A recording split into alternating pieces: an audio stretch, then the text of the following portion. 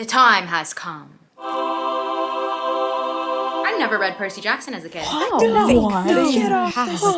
was a Harry Potter kid, leave me alone. I don't know how I made it through the 2000s as a child without reading Percy Jackson, but lucky for us I didn't, so we're about to go on this emotional roller coaster together. I hope I end up liking this book, because otherwise this is going to be kind of a sad video. I will be chronicling my thoughts and reactions as I read, so let's dive in. Yeah, the fact that I didn't know Percy was a son of Poseidon and I completely unintentionally made a water pun, amazing. Percy's energy from page 1 is sending me. When our English teacher asked me for the millionth time why I was too lazy to study for spelling tests, I snapped and called him an old sot. Percy! Oh, I'm gonna like this boy. He got expelled for that? Just for calling a teacher an old sot? Oh, it's a private school. Okay.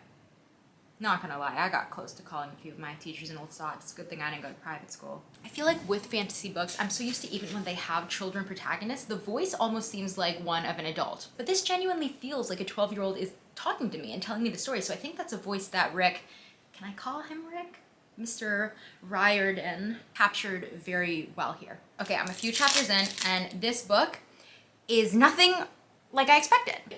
I thought it was going to be a very serious Lord of the Rings style fantasy novel. It reads very conversationally. It feels very personal. It's different. It's fun. I want to read more. I want to see Percy destroy more people with his sass. I did some research and I learned that Rick Riordan actually came up with the story as a bedtime story for his son with ADHD. He wanted to have characters that honored his son and his son's struggles and to let him know that being different wasn't a bad thing. And I really, really love that. And I love how this story, it feels like a bedtime story. There's something very comforting about it in that sense. Rover's a goat. Oh, he's a satire. Seder. Seder. Like a Passover Seder? What is a Seder? One of a class of lustful, drunken woodland gods? What? I like Grover. He is not only a goat, I think he is the goat. Can we talk about Sally Jackson for just like half a second? When she looks at me, it's like she's seeing all of the good things and none of the bad.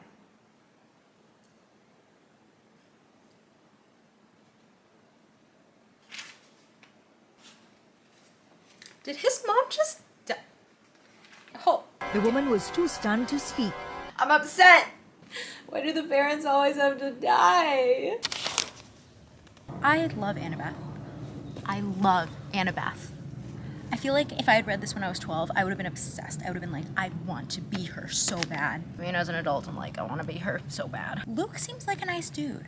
I know there's no illustrations, but like, he has like hot energy, you know? Seaweed brain, wise girl.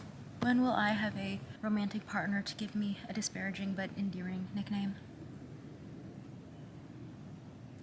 Speaking of being an adult, when did finding time to just like sit down and read a book, when did that become a challenge? Like I'll be finally sitting and reading and then it's like, oh, I have to go do laundry, I have to go cook dinner. So that's why I've been listening to the Percy Jackson audiobook. When I like can't sit down and actually read, I can just listen, which is why I was thrilled when Spotify asked me to partner with them to share their amazing library of audiobooks. They were staring at something above my head.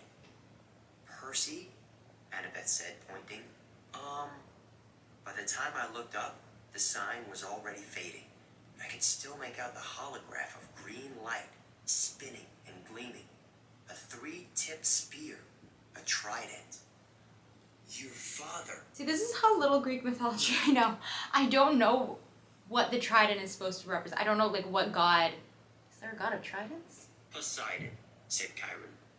Earthshaker, Stormbringer, father of horses. Hail, Perseus Jackson, son of the sea god. Oh, Poseidon. Okay, I do know who Poseidon is. God of tridents. Oh, it was embarrassing. Poseidon, you are the father. I can't believe I didn't see that coming. In retrospect, there were so many hints and like references to water. Percy just magically threw someone into the fountain. Good for him. What I really love about audiobooks specifically is how immersive they feel.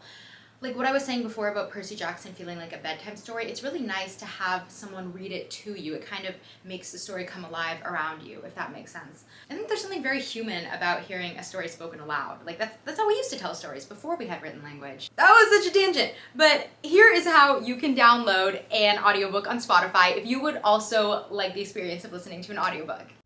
So you just go to the audiobooks tab on Spotify and you can search their entire library. They have a lot of good suggestions.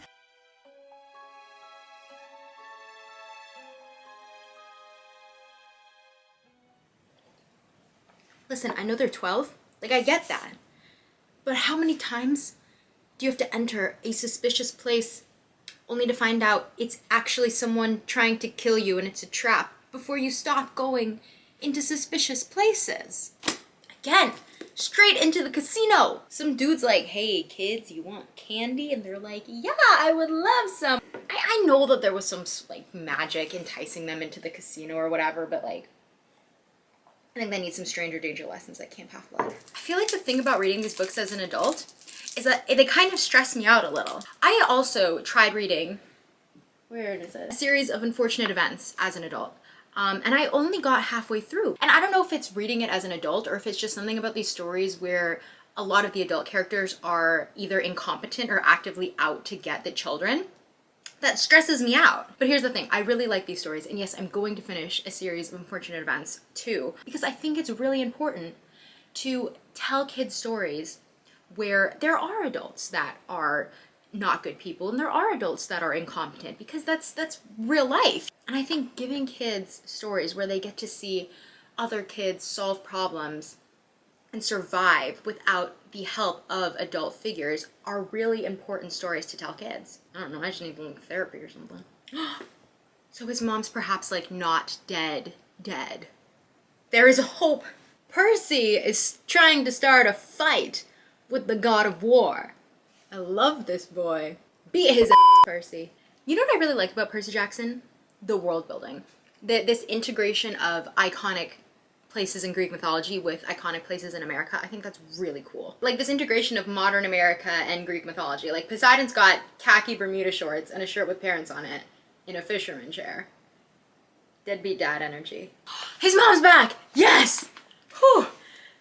Bonus points for the main character not being an orphan. Not that there's anything wrong with orphans. Oh my god, who am I? Count Olaf? Orphans! He raised his hand and my mother flinched.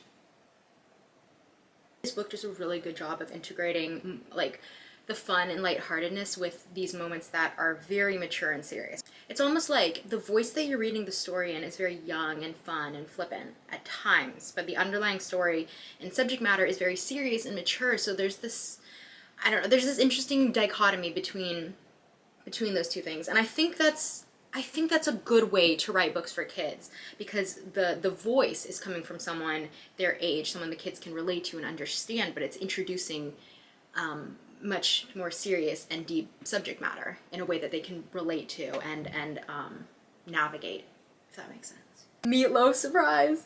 I love Sally Jackson. Get him! What? Luke! Well, now I feel foolish. I know there's no illustrations, but like he has like hot energy, you know? You idiot, Annabeth said, which is how I knew she was overjoyed to see me conscious. I love them. Can you see it? I bought this shirt. You know, when I first started reading, I thought, maybe I would have liked this more if I had read it when I was a kid. Now, having read the whole thing, I think I actually appreciated it more as an adult. I feel like I forgot what it's like, you know, when you read a book like this as a kid, and then you go out to recess and you want to play the characters, you want to be in the world, you want to pick up a stick and start sword fighting. I kind of forgot what that was like. You know, where the whole world just kind of feels like an adventure waiting to happen, and Percy Jackson reminded me of that feeling. I'm probably going to continue recording my reactions to reading the rest of the series, which I might have already done by the time this is published, so don't be afraid to spoil me in the comments. And please feel free to let me know your thoughts. Tell me your favorite characters. I just want to feel like I'm a part of the fandom. If you would like to see more, hit that subscribe button. I'm too awkward to ever figure out how to end these. Goodbye. Good day. It's like hanging up a phone call. How do you do it without being awkward?